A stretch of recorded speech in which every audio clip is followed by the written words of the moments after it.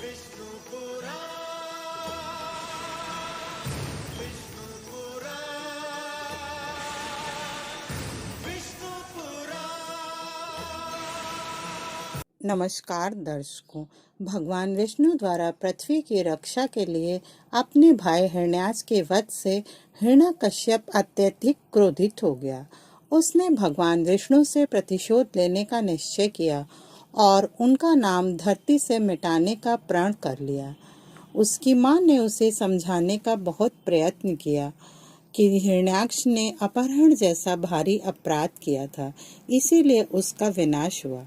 किंतु हिरण्यकश्यप अपनी माँ की बात भी नहीं सुनता और अपनी शक्ति के बद में चूर रहता है और कहता है कि जो भी हमारी शक्ति के सम्मुख सिर नहीं झुकाएगा, हम उसे कुचल देंगे। उसकी माँ उसे बहुत समझाती है और कहती है कि तुम विष्णु की शक्ति नहीं जानते। तब वो हंसता है और कहता है कि विष्णु मेरी शक्ति के बारे में नहीं जानते और अपने सेनापति विडाल से कहता है, पूरी सृष्टि में ये संदेश सुना दो कि सब विष्णु के स्थान पर हिरण्यकश्यप का नाम लें और जो न माने उसकी जिह्वा काट दो, सर कलम कर दो। तभी दैत्य गुरु शुक्राचार्य वहां आ जाते हैं और कहते हैं कि विष्णु बहुत शक्तिशाली है, तुम उसका मुकाबला ऐसे नहीं कर सकते और हिरण्यकश्यप को ब्रह्मा जी की तपस्या करने का परामर्श देते हैं और कहते हैं कि घोर तपस्या करो तुम और फिर उनसे वो वरदान मांगना जो मैं तुमसे कहूँ। हिरण्यकश्यप अपनी माँ और गुरु को प्रणाम कर तप के लिए जाने से पहले अपनी पत्नी कयाधु से मिलने जाता है और कयाधु उसे अपने माँ बनने का शुभ समाचार सुनाती है। हिरण्यकश्यप कहता है, मैं अपने पुत्र के जन्म तक रुक नहीं सकता। मैं विष्णु से प्रतिरोध की शक्ति प्राप्त करने जा रहा हूँ, इसीलिए मैं तुमसे विदा लेने आया हूँ। और कयाधु कहती है कि मेरी रक्षा कौन करेगा। तब वह अपने सेनापति विलाल से महारानी कयाधु की रक्षा करने का उत्तरदायित्व लेने को कहता है और तपस्या के लिए चला जाता है। उधर हिरण्यकश्यप के सैनिक भगवान विष्णु का नाम लेने वालों पर घोर अत्याचार करने लगते हैं। ये देखकर महालक्ष्मी अत्यंत चिंतित होती हैं और कहती हैं, हे नारायण, आप हिरण्यकश्यप को दंड क्यों नहीं देते। तो श्री विष्णु कहते हैं, मैं हिरण्यकश्यप के पाप की घाघर भरने की प्रतीक्षा कर रहा हूँ। उधर देवराजेंद्र हिरण्यकश्यप की तपस्या भंग करने का प्रयत्न करते हैं। वे अग्नि देवता को भेजते हैं, किंतु वे असफल रहते हैं। अंत में इंद्र हिरण्यकश्यप की पत्नी का अपहरण करने का प्रयत्न करते हैं, जिसके लिए नारद मुनि आकर उन्हें धिक्कारते हैं। तब इंद्र को अपनी त्रुटि का आभास होता है और वे कयाधु को मुक्त कर देते हैं। गर्भवती कयाधु को नारद मुनि अपने साथ ले आते हैं और बड़ी लगन से उनकी देखभाल करते हैं और उन्हें अच्छी अच्छी कहानियाँ सुनाते हैं। ओम नमो भगवते वासुदेवाय मंत्र का जाप निरंतर सुनाते हैं। ये देखकर माँ लक्ष्मी कहती, हे कमल नयन, देवर्षि तो कयाधु की देखभाल ऐसे कर रहे हैं जैसे बड़े जानकार हैं। तब श्री विष्णु हंसते हैं और कहते हैं कि जो दूसरों से प्रेम करता है, उनकी देखभाल करता है, प्रकृति उसे स्वयं सब कुछ सिखा देती है। ओम नमो भगवते वासुदेवाय नमः। नमस्कार दर्शकों, भक्त प्रहलाद की कथा के दूसरे भाग में आपका स्वागत है।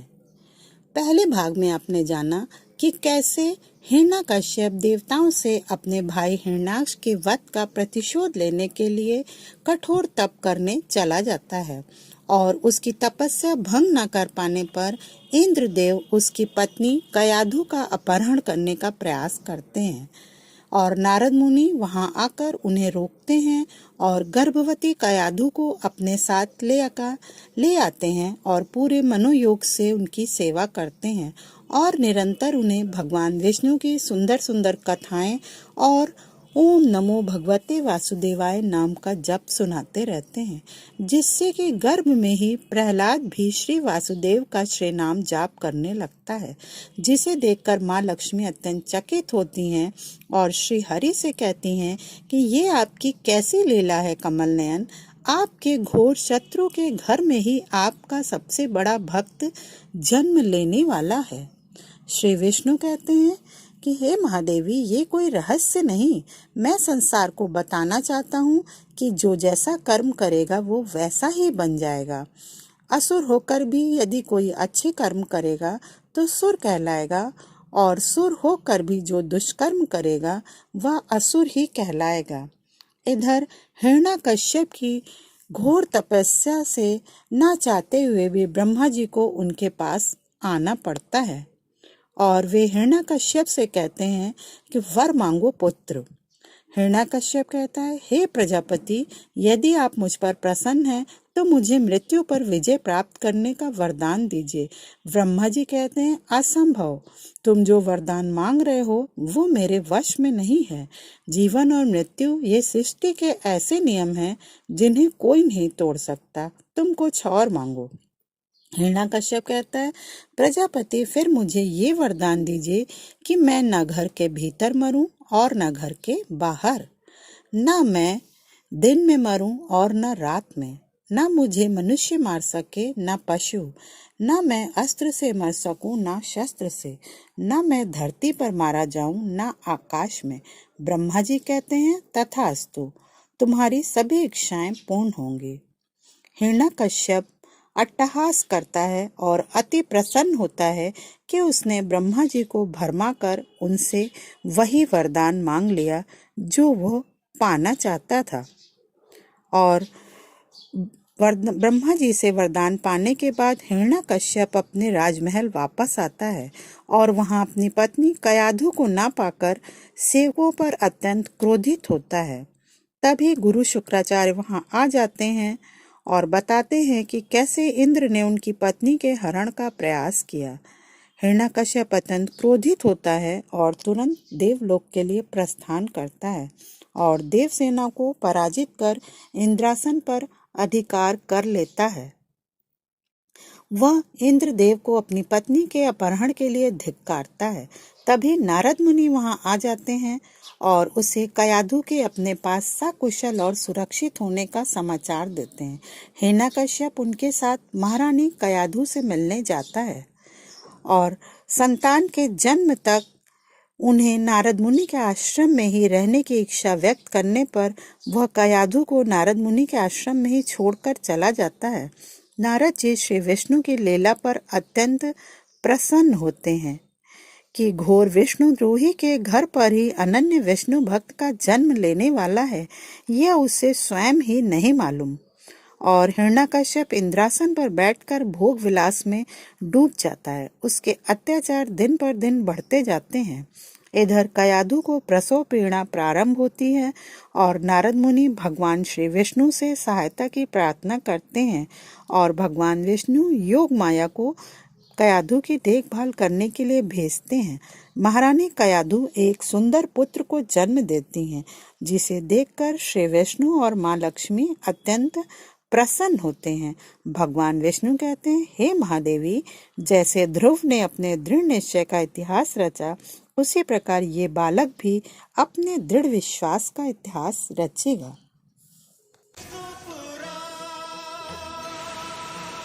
नमस्कार दर्शकों, भगवान विष्णु द्वारा पृथ्वी की रक्षा के लिए अपने भाई हिरण्याक्ष के वध से हिरण्यकश्यप अत्यधिक क्रोधित हो गया। उसने भगवान विष्णु से प्रतिशोध लेने का निश्चय किया और उनका नाम धरती से मिटाने का प्रण कर लिया। उसकी मां ने उसे समझाने का बहुत प्रयत्न किया कि हिरण्याक्ष ने अपहरण जैसा भारी अपराध किया था, इसीलिए उसका विनाश हुआ। किंतु हिरण्यकश्यप अपनी माँ की बात भी नहीं सुनता और अपनी शक्ति के बल में चूर रहता है और कहता है कि जो भी हमारी शक्ति के सम्मुख सिर नहीं झुकाएगा, हम उसे कुचल देंगे। उसकी माँ उसे बहुत समझाती है और कहती है कि तुम विष्णु की शक्ति नहीं जानते। तब वो हंसता है और कहता है कि विष्णु मेरी शक्ति के बारे में नहीं जानते, और अपने सेनापति विडाल से कहता है पूरी सृष्टि में ये संदेश सुना दो कि सब विष्णु के स्थान पर हिरण्यकश्यप का नाम लें, और जो न माने उसकी जिह्वा काट दो, सर कलम कर दो। तभी दैत्य गुरु शुक्राचार्य वहां आ जाते हैं और कहते हैं कि विष्णु बहुत शक्तिशाली है, तुम उसका मुकाबला ऐसे नहीं कर सकते, और हिरण्यकश्यप को ब्रह्मा जी की तपस्या करने का परामर्श देते हैं और कहते हैं कि घोर तपस्या करो तुम, और फिर उनसे वो वरदान मांगना जो मैं तुमसे कहूँ। हिरण्यकश्यप अपनी माँ और गुरु को प्रणाम कर तप के लिए जाने से पहले अपनी पत्नी कयाधु से मिलने जाता है, और कयाधु उसे अपने माँ बनने का शुभ समाचार सुनाती है। हिरण्यकश्यप कहता है मैं अपने पुत्र के जन्म तक रुक नहीं सकता, मैं विष्णु से प्रतिरोध की शक्ति प्राप्त करने जा रहा हूँ, इसीलिए मैं तुमसे विदा लेने आया हूँ। और कयाधु कहती है कि मेरी रक्षा कौन करेगा। तब वह अपने सेनापति विलाल से महारानी कयाधु की रक्षा करने का उत्तरदायित्व लेने को कहता है और तपस्या के लिए चला जाता है। उधर हिरण्यकश्यप के सैनिक भगवान विष्णु का नाम लेने वालों पर घोर अत्याचार करने लगते हैं। ये देखकर महालक्ष्मी अत्यंत चिंतित होती हैं और कहती हैं हे नारायण, आप हिरण्यकश्यप को दंड क्यों नहीं देते। तो श्री विष्णु कहते हैं मैं हिरण्यकश्यप के पाप की घाघर भरने की प्रतीक्षा कर रहा हूँ। उधर देवराजेंद्र हिरण्यकश्यप की तपस्या भंग करने का प्रयत्न करते हैं। वे अग्नि देवता को भेजते हैं किंतु वे असफल रहते हैं। अंत में इंद्र हिरण्यकश्यप की पत्नी का अपहरण करने का प्रयत्न करते हैं, जिसके लिए नारद मुनि आकर उन्हें धिक्कारते हैं। तब इंद्र को अपनी त्रुटि का आभास होता है और वे कयाधु को मुक्त कर देते हैं। गर्भवती कयाधु को नारद मुनि अपने साथ ले आते हैं और बड़ी लगन से उनकी देखभाल करते हैं और उन्हें अच्छी अच्छी कहानियां सुनाते हैं। ओम नमो भगवते वासुदेवाय मंत्र का जाप निरंतर सुनाते हैं। ये देखकर माँ लक्ष्मी कहती हे कमल नयन, देवर्षि तो कयाधु की देखभाल ऐसे कर रहे हैं जैसे बड़े जानकार हैं।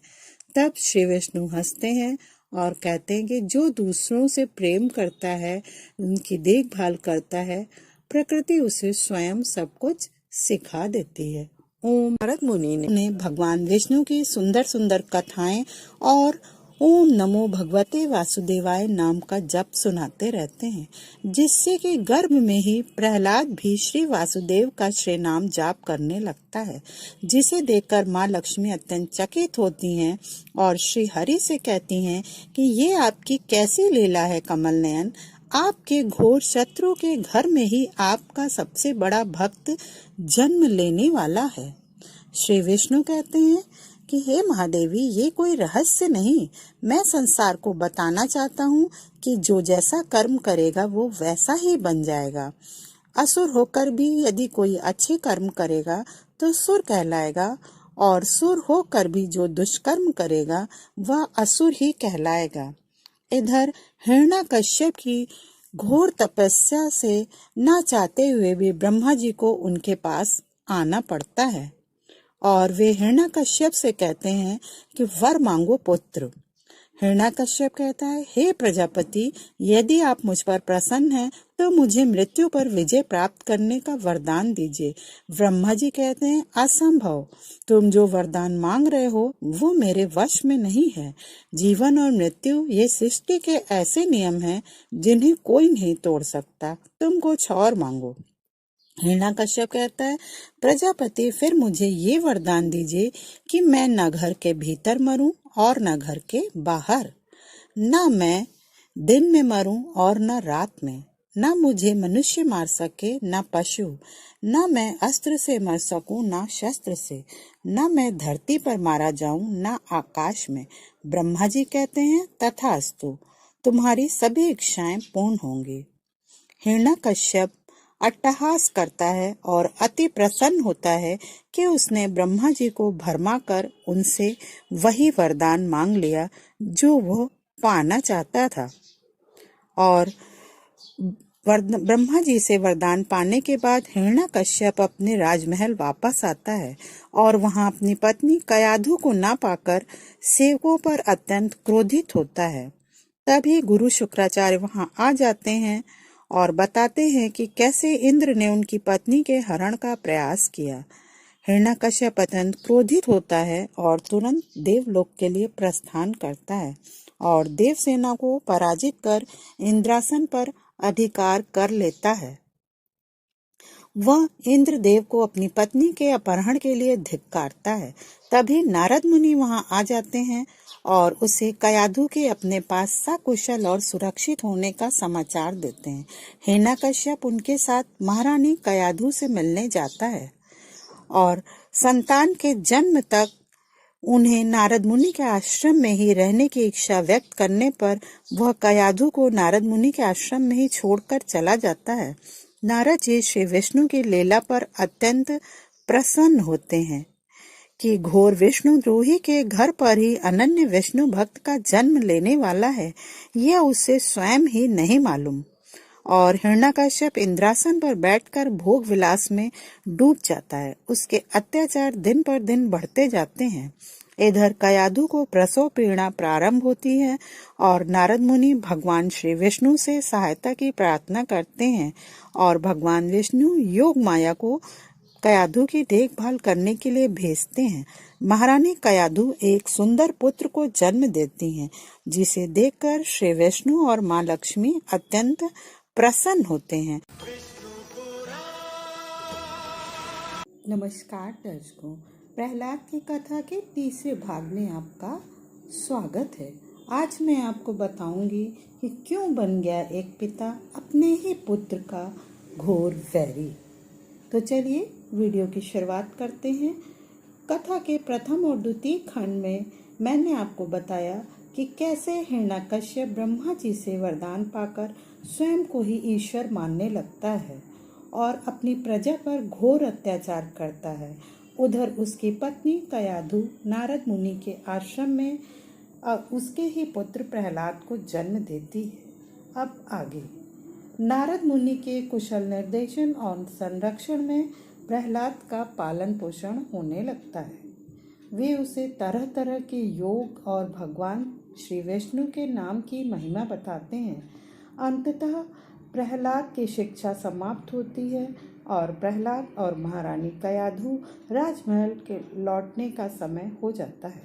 नारद मुनि भारी मन से उन्हें विदा करते हैं। प्रहलाद और महारानी कयाधु को अपने राजमहल में पाकर हिरण्यकश्यप अत्यंत प्रसन्न होता है और प्रहलाद की उचित शिक्षा दीक्षा का भार अपने गुरु शुक्राचार्य को देना चाहता है, किंतु वे इस कार्य की जिम्मेदारी अपने पुत्रों को सौंपकर तप करने हिमालय पर चले जाते हैं। प्रहलाद अपने गुरुजनों के साथ गुरुकुल जाते हैं और वहाँ पर उनके गुरुजन उन्हें असुर संस्कृति, सुर नीति और असुर दंड विधान की शिक्षा देते हैं। और जब उसके गुरु उसे हिरण्यकश्यप की मूर्ति की पूजा करने को कहते हैं, तब वह इससे इनकार कर देता है और कहता है कि ये तो मेरे पिता हैं, असुरों के राजा हैं। तब उसके गुरु कहते हैं कि ये हमारे ईश्वर हैं।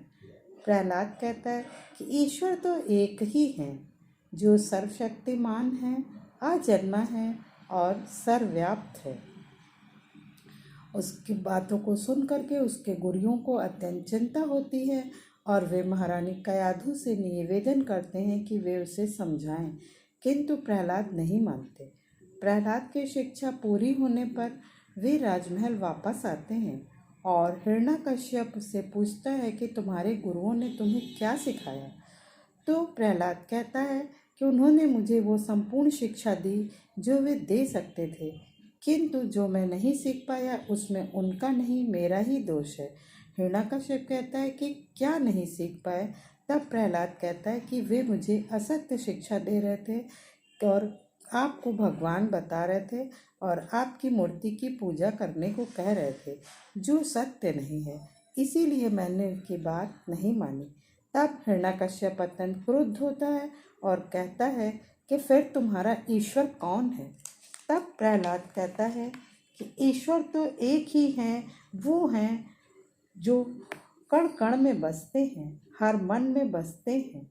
शेषनाग जिनकी शैया है और क्षीर सागर जिनका बसेरा है, वो हैं वासुदेव श्री विष्णु।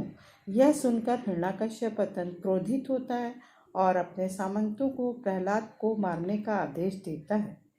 किंतु यह क्या, सामंत प्रयास करते रह जाते हैं और उनका एक भी वार प्रहलाद को हानि नहीं पहुंचा पाता। वह सुरक्षित खड़ा ओम नमो नारायण का जाप करता रहता है और हिरण्यकश्यप हाथ मलता रह जाता है। शेष अगले भाग में। ओम नमो नारायणाय नमः। विष्णु पुराण। नमस्कार दर्शकों। पिता को पालनहार कहा जाता है, पुत्र का रक्षक कहा जाता है। फिर ऐसा क्या कारण था कि एक पिता ने दी अपने ही पुत्र को कठोर यातनाएं? जी हाँ दर्शकों, आज मैं आपको इसी के बारे में बताने वाली हूँ। स्वागत है प्रहलाद की कथा के चौथे भाग में। तीसरे भाग में आपने जाना कि कैसे हिरण्यकश्यप प्रहलाद के मुख से श्री विष्णु का नाम सुनकर अत्यंत क्रोधित हो जाता है और उसे दंड देता है, किंतु प्रहलाद पर उन वारों का कोई असर नहीं होता। वो निरंतर श्री विष्णु का नाम ही जप करता रहता है। अब आगे।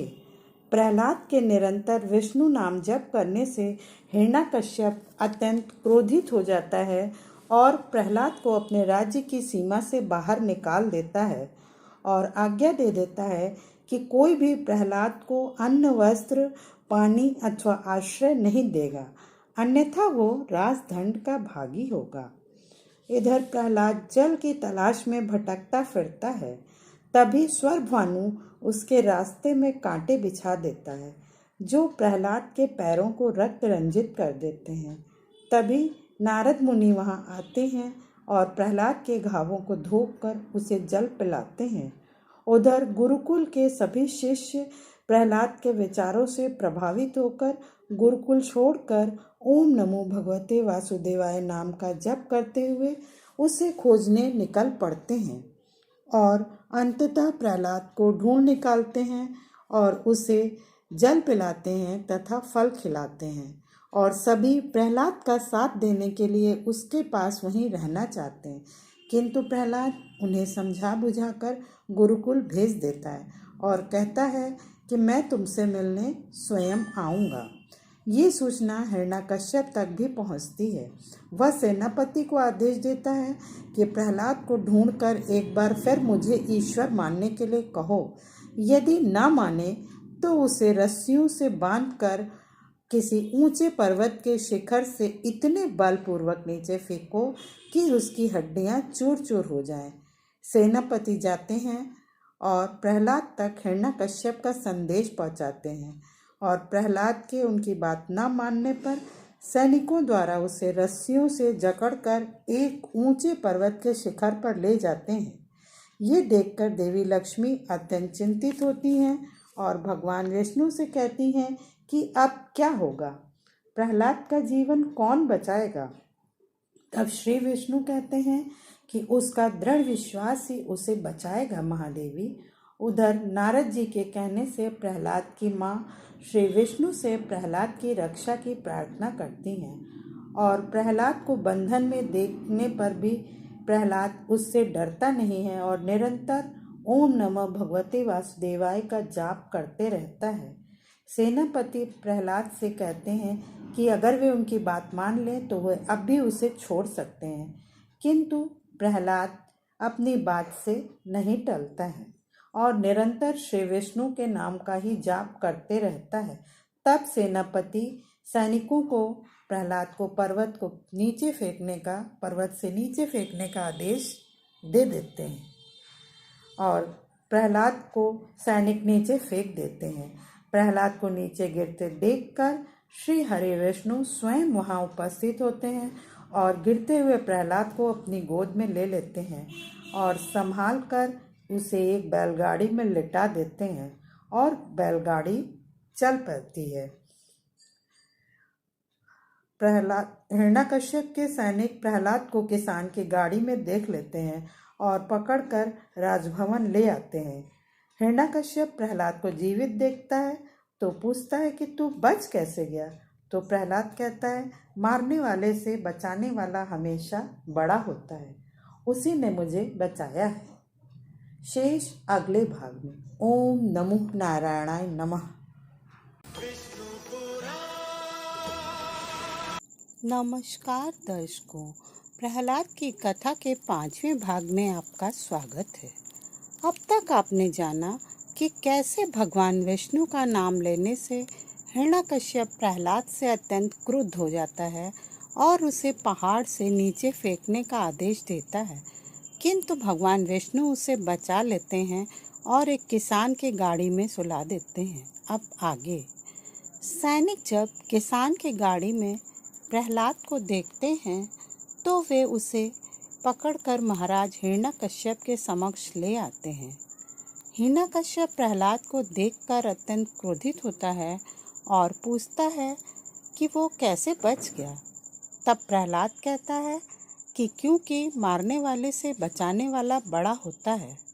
प्रहलाद कहता है, मुझे तो मेरे भगवान विष्णु ने बचाया है।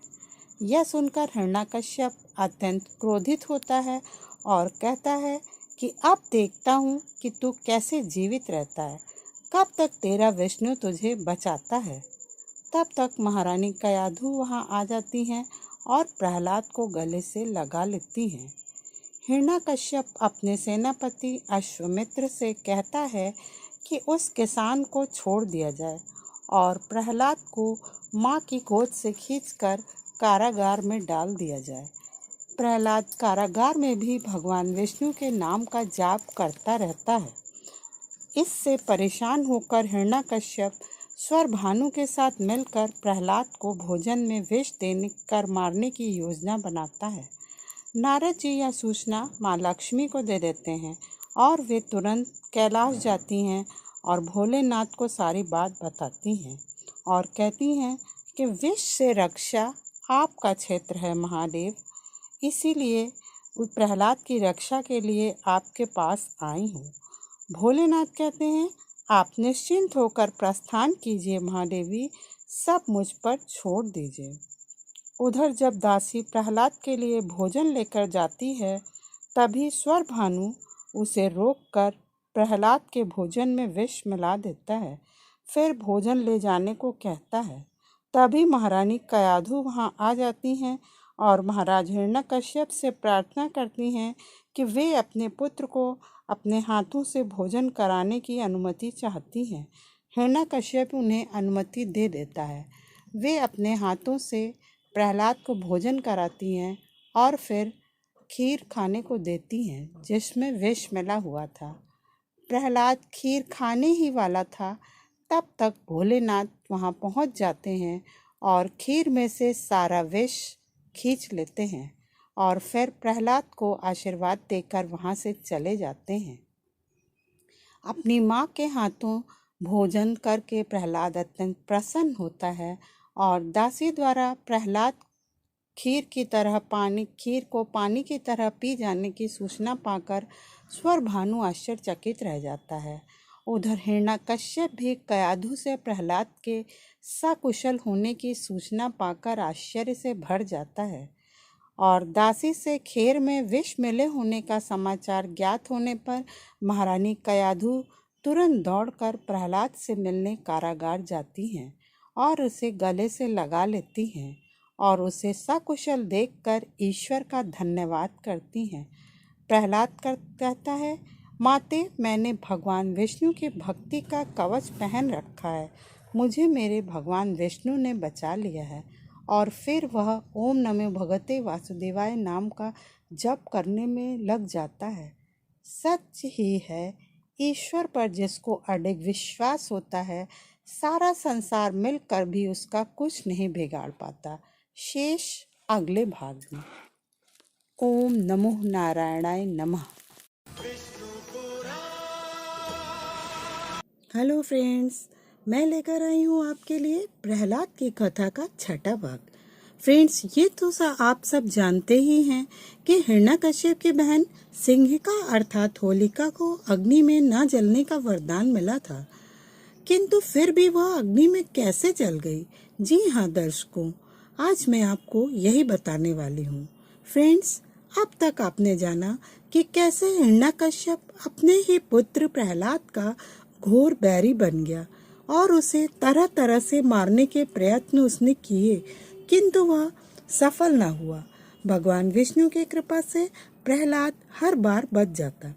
तभी हिरण्यकश्यप की बहन सिंगिका उसके पास आई और उसने हिरण्यकश्यप को अपने वरदान के बारे में बताया और साथ ही इसने इस कला का प्रदर्शन भी किया। यह देखकर हिरण्यकश्यप अत्यंत प्रसन्न हुआ और उसने सिंगिका से प्रहलाद को गोद में लेकर आग में बैठने को कहा, जिससे कि प्रहलाद अग्नि में जल जाए।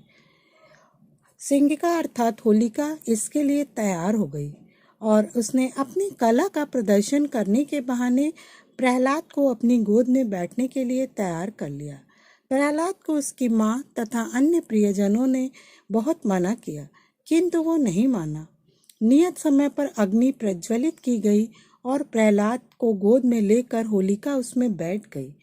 प्रहलाद निरंतर श्री विष्णु का नाम जाप कर रहा था, इसीलिए अग्नि की लपटें भी उसे शीतल लग रही थी। दूसरी ओर सिंहिका का शरीर जलने लगा। अंत में जब उससे सहन नहीं हुआ तो वह आग से निकलकर भागी, किंतु तब तक वह पूरी तरह से जल चुकी थी और उसकी मृत्यु हो गई। किंतु प्रहलाद का बाल भी बांका न हुआ, वह पूर्णतः सुरक्षित था। यह देखकर हिरण्यकश्यप अत्यंत क्रोधित हुआ। उसने अग्निदेव से इसका कारण पूछा कि उनका वरदान निष्फल कैसे हो गया। तब उन्होंने बताया कि यह वरदान सिंहिका को मैंने उसकी सुरक्षा के लिए दिया था, दूसरों को हानि पहुंचाने के लिए नहीं, किंतु उसने अपने वरदान का गलत उपयोग किया, इसी कारण वह निष्प्रभावी हो गया। सत्य ही कहा गया है कि शक्ति का प्रयोग हमेशा दूसरों की रक्षा के लिए करना चाहिए, उन्हें हानि पहुंचाने के लिए नहीं। ओम नमो नारायणाय नमः। राधे राधे दर्शकों, कहते हैं जिसका रखवाला ईश्वर होता है उसका कोई भी बाल भी बांका नहीं कर सकता। जी हाँ दर्शकों, प्रहलाद की कथा के 7वें भाग में आपका स्वागत है। अब तक मैंने आपको बताया कि कैसे हिरण्यकश्यप ने प्रहलाद को मारने के अनेकों प्रयत्न किए, किंतु वे सभी असफल हो गए। इससे वह अत्यंत क्रोधित होता है। तभी गुरु शुक्राचार्य वहाँ आते हैं और हिरण्यकश्यप से कहते हैं कि अब तक मैं यहाँ नहीं था, इसीलिए तुम्हारे हर प्रयास असफल हुए। अब तुम प्रहलाद को मुझे सौंप दो। उसके बाद वे प्रहलाद की अधूरी शिक्षा को पूर्ण करने के बहाने उसे गुरुकुल बुलाते हैं और अपने पुत्रों षण और अमर्क से कहते हैं कि प्रहलाद को उस लेकर आओ, और प्रहलाद को लेकर के षंड और अमर्क गुरुकुल आते हैं। गुरु शुक्राचार्य प्रहलाद को समझाने का बहुत यत्न करते हैं, किंतु उसके न मानने पर अत्यंत क्रोधित हो जाते हैं और अपने पुत्रों से कृत्या क्रिया के जन्म का शुभारंभ करने के लिए कहते हैं। षंड और अमरक कहते हैं कि इससे तो प्रहलाद की मृत्यु हो जाएगी। तब गुरु शुक्राचार्य कहते हैं कि अगर प्रहलाद जीवित रहेगा तो पूरा असुर कुल ही समाप्त हो जाएगा। कृत्या क्रिया अत्यंत भयानक तांत्रिक क्रिया थी, जिसमें एक विशालकाय भयानक राक्षसी को बुलाया जाता था। जिसको मारने के लिए बुलाया जाता था वो उसको मार देती थी, और अगर वो उसको मारने में असफल रहती तो वो बुलाने वाले को ही मार देती। अपने क्रोध और अहंकार में शुक्राचार्य ये बात भूल जाते हैं कि इससे उनको और उनके पुत्रों को भी हानि पहुंच सकती है। उधर षंड और अमर कृत्या जन्म की तांत्रिक क्रिया प्रारंभ करते हैं। एक बड़ी सी कढ़ाई में तेल गरम किया जाता है और षंड और अमर कृत्या को बुलाने के लिए मंत्र पढ़ते हैं, और वहाँ पर एक विशालकाय भयानक राक्षसी प्रकट हो जाती है। आश्रम के सभी बच्चे वहाँ से डर कर भाग जाते हैं। कृत्या अट्टहास करती हुई प्रहलाद की ओर बढ़ती है और प्रहलाद ओम नमो भगवते वासुदेवाय का निरंतर जाप करता रहता है। वह प्रहलाद को उठाकर गरम तेल की कढ़ाई में फेंक देती है, किंतु यह क्या, कढ़ाई का गरम तेल तो श्री हरि की कृपा से कोमल पुष्पों में बदल जाता है और प्रहलाद को कुछ भी नहीं होता। यह देखकर वह राक्षसी भयानक तलवार लेकर के प्रहलाद पर फिर वार करने का प्रयास करती है, किंतु श्री हरि की कृपा से प्रहलाद का बाल भी बांका नहीं होता। उसके चारों ओर एक कवच सा बन जाता है, जिस पर कृत्या प्रहार कर कर थक जाती है, किंतु कोई भी प्रभाव नहीं पड़ता। अंत में वह क्रुद्ध होकर षंड और अमरक को मारने के लिए दौड़ती है। षंड और अमरक उससे अपने दया की भीख मांगते हैं, किंतु वह उनकी गर्दन धड़ से अलग कर देती है। इधर जब प्रहलाद की मूर्छा टूटती है तो वह बाहर आता है और देखता है षंड और अमरक के कटे हुए शरीर, जिन्हें देख करके वह गुरु शुक्राचार्य के पास जाता है और उन्हें बताता है कि उन्होंने जिस राक्षसी शक्ति को जन्म दिया था उसी ने उनकी हत्या कर दी। गुरु शुक्राचार्य को विश्वास नहीं होता। वे दौड़कर घटनास्थल पर आते हैं और अपने पुत्रों के शव को देखकर अत्यंत विलाप करते हैं और प्रहलाद को दोषी ठहराते हैं। प्रहलाद कहता है कि मैं यह कलंक लेकर जीवित नहीं रह सकता। वह भगवान विष्णु से प्रार्थना करता है कि हे सर्वेश्वर, मेरे गुरुजनों को जीवन दान दे दीजिए।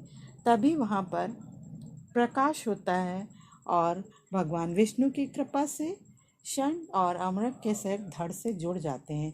वे जीवित होकर प्रहलाद का धन्यवाद करते हैं। प्रहलाद श्री विष्णु का धन्यवाद करता है।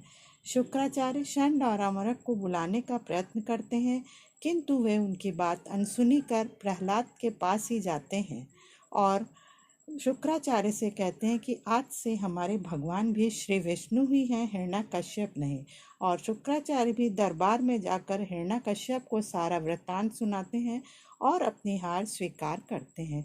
सत्य ही कहा गया है, भक्ति से बड़ी कोई शक्ति नहीं होती। ओम नमो भगवते वासुदेवाय नमः। परित्राणाय साधूनां विनाशाय च दुष्कृतां धर्म संस्थापनार्थाय संभवामि युगे युगे। भगवान श्री विष्णु महालक्ष्मी से कहते हैं, जब जब धर्म पर संकट आएगा, दुष्ट जन महात्माओं को कष्ट पहुंचाएंगे, तब तब धर्म की रक्षा करने के लिए मैं आऊँगा। मानवता और धरती की रक्षा करने के लिए मैं आऊँगा। और अपने इसी वचन की पूर्ति के लिए जब हिरण्यकश्यप के अत्याचार अत्यधिक बढ़ जाते हैं, तब उसे उसके पापों का दंड देने के लिए और अपने भक्त प्रहलाद की रक्षा करने के लिए श्री हरि विष्णु नरसिंह रूप धारण करते हैं। तो दर्शकों, आज मैं आपको भगवान विष्णु के इसी नरसिंह अवतार और हिरण्यकश्यप वध की कथा बताऊंगी। तो चलिए वीडियो की शुरुआत कर लेते हैं। जब स्वयं शुक्राचार्य प्रहलाद की भक्ति के आगे अपनी हार स्वीकार कर लेते हैं, तब हिरण्यकश्यप अत्यंत क्रुद्ध हो जाता है और प्रहलाद से कहता है, रे दुष्ट, तू अभी तक केवल इसीलिए बचता रहा है क्योंकि मैंने तेरे रक्त से अपने हाथ नहीं रंगने चाहे थे, किंतु अब मैं किसी और पर भरोसा नहीं करूँगा, स्वयं अपने हाथों से तेरा वध करूँगा, तू मेरे हाथों से नहीं बचेगा। यह कहकर वह प्रहलाद को एक स्तंभ दिखाता है और कहता है कि क्या तेरा विष्णु इसमें भी है? प्रहलाद कहता है हाँ। तो वो अपने सैनिकों को कहते हैं, प्रहलाद को इसमें बांध दो, और कहता है कि अब देखता हूँ कि तेरा विष्णु तुझे कैसे बचाता है। और वह तलवार लेकर प्रहलाद को मारने दौड़ता है। उसी समय उस स्तंभ को फाड़कर स्वयं श्री नरसिंह अवतार वहाँ पर प्रकट हो जाते हैं। उनका यह रूप अत्यंत विकराल और भयानक था। मुख सिंह का और शरीर मानव का था। वे क्रोध से थरथर कांप रहे थे। उनकी आंखों से ज्वाला निकल रही थी। हिरण्यकश्यप भी उन्हें देखकर घबरा जाता है और तरह तरह के हथियार लेकर उनका सामना करने का प्रयत्न करता है, किंतु उसके सारे प्रयत्न विफल हो जाते हैं। अंत में नरसिंह रूपधारी भगवान श्री विष्णु उसे पकड़ लेते हैं और कहते हैं कि अब तू मेरे हाथों से नहीं बचेगा, अब तुझे तेरे अत्याचारों और पापों का दंड मिलकर रहेगा। और उसका शरीर अपनी जांघों पर रखकर महल के द्वार की चौखट पर बैठ जाते हैं। हिरण्यकश्यप कहता है, मैं नहीं मर सकता, मुझे ब्रह्मा जी ने अमर होने का वरदान दिया है। तब श्री हरि कहते हैं कि क्या वरदान दिया था? हिरण्यकश्यप कहता है कि मैं न दिन में मर सकता हूँ, न रात में, न घर के भीतर मर सकता हूँ और न बाहर, न मुझे मनुष्य मार सकता है, न पशु, न मैं अस्त्र से मर सकता हूँ, न शस्त्र से, न धरती पर मर सकता हूँ और न आकाश में। तब नरसिंह रूपधारी भगवान श्री विष्णु कहते हैं कि तो अब तो मरने के लिए तैयार हो जा दुष्ट। देख, अभी तो न दिन है न रात है, अभी संध्या काल है और न तू अभी घर के बाहर है न भीतर है, चौखट पर है, और न ही तेरा शरीर आकाश में है और न धरती पर है, तू मेरे जांघों पर है, और न ही मैं मनुष्य हूँ और न ही पशु। अब मैं तुझे किसी अस्त्र शस्त्र से नहीं, अपने इन भयानक नखों से मारूंगा। तूने अपने अत्याचारों की सीमा पार कर दी। तू तो संसार की रीति को ही बदलने चला था।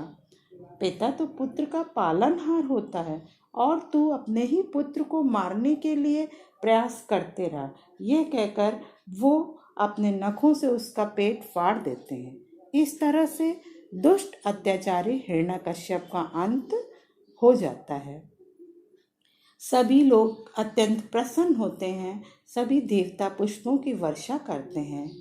हे नारायण, इसी तरह अपने भक्तों पर कृपा बनाए रखिएगा और उनकी रक्षा करते रहिएगा। ओम नमो भगवते वासुदेवाय नमः। नमस्कार दर्शकों, अब तक मैंने आपको हिरण्यकश्यप वध की कथा बताई। भगवान विष्णु ने हिरण्यकश्यप का वध करने और अपने भक्त प्रहलाद को बचाने के लिए नरसिंह अवतार धारण किया था। उनके नरसिंह अवतार की आज के युग में क्या प्रासंगिकता है, आज मैं इसी पर बात करूंगी। तो चलिए वीडियो की शुरुआत कर लेते हैं। भगवान नरसिंह अवतार ऐसा अवतार था जिसने असंभव को भी संभव कर दिखाया था। आज के युग में भी ऐसे ही किसी अवतार की आवश्यकता है। और नरसिंह अवतार में भगवान का क्रोध इतना अधिक प्रचंड हो गया था कि वो किसी के शांत कराए शांत नहीं हो रहा था। जैसे लग रहा था कि वो सब कुछ तहस नहस कर देगा। तब सभी देवताओं ने मिलकर उनकी स्तुति की थी। ओम उग्रवीरम महाविष्णु ज्वलंतम सर्वोत्तमुखम नृसिंहम भीषणम भद्रम मृत्युम नमाम्यहम्। हे क्रुद्ध एवं शूरवीर महाविष्णु, तुम्हारी ज्वाला एवं ताप चतुर्दिक फैली हुई है। हे नरसिंह देव, तुम्हारा चेहरा सर्वव्यापी है, तुम मृत्यु के भी यम हो और हम सब तुम्हारे समक्ष आत्मसमर्पण करते हैं। बहुत ही प्रयासों के बाद उनका क्रोध शांत हो सका था। आज के युग में भी जब चारों ओर अत्यंत अशांति और अत्याचार फैले हुए हैं, तब ऐसे ही नरसिंह अवतार की आवश्यकता है। हिरण्याक्ष और हिरण्यकश्यप होलिका वर्तमान की राजनीति के षड्यंत्रों का प्रतीक है। वर्तमान संदर्भों में से इन प्रतीकों का गहरा रिश्ता है। आज राजनीति में शासक हिरण्यकश्यपों हैं एवं प्रजा का प्रतिनिधित्व प्रहलाद करता है। विश्व के हर कोने में अत्याचार, आतंक, शासनों द्वारा स्वयं का गुणगान करवाना, वंचितों को अधिकार न देना, आईएस, तालिबान एवं आतंकियों का अधिकांश देशों में साम्राज्य हिरण्यकश्यपों के आतंकों की याद दिलाता है। प्रहलाद आज भी इन हिरण्यकश्यपों का सामना कर रहा है। ऐसे में यही कहा जा सकता है, सुनो प्रहलाद, इन होलिकाओं से कैसे मुक्ति पाओगे, कैसे मारोगे देश के अंदर सुलगते इन दरिंदों को, कैसे बचाओगे पंखों पर लटकते छात्रों को, कैसे सहलाओगे भूख से बिलबिलाई आंखों को, कैसे रोकोगे सीमा पार के आतंकों को, कैसे रोक पाओगे पर्वतों पर पिघलती बर्फ को, कैसे सह पाओगे सर्द सहमी रातों को, क्या रोक पाओगे स्याह अंधेरे में लुटती अस्मतों को? क्या रोक पाओगे तुम रेत के लुटते किनारों को? क्या रोक पाओगे सलीबों पर लटकते किसानों को? क्या रोक सकोगे सांसद में राजनीति के हंगामों को? मुझे मालूम है तुम इन होलिकाओं से घिरे अभिमन्यु की तरह हो, फिर कोशिश करेंगी ये होलिकाएं तुम्हें जलाने की। आज आवश्यकता है ऐसे नरसिंहों की जो सत्य के राही प्रहलाद को आतंक के हिरण्यकश्यपु से बचा सके। क्या फिर होगा नरसिंह अवतार? जी हाँ दर्शकों, आज फिर ऐसे ही नरसिंह अवतार की आवश्यकता है। जय महाविष्णु। ओम नमो नारायणाय नमः।